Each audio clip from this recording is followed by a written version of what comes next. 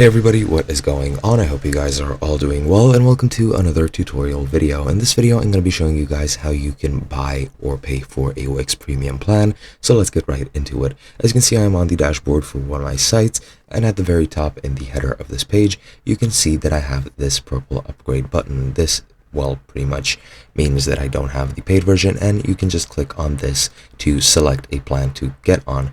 As you can see, this is what the page will look like when you click on it, and as you can see, you have a couple of plans which you can subscribe to. You can select whichever one you want.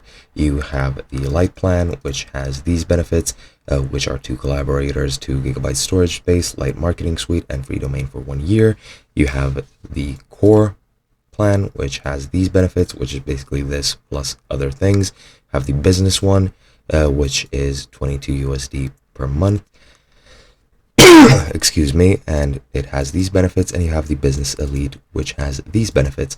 Now what you need to do is just select the one you want, and then you can set up the billing cycle. You can select a monthly billing cycle, a yearly one, and a 2 years one. Of course, the longer the cycle is, the cheaper it's going to be in total, and you just can select the one you want and then continue to checkout.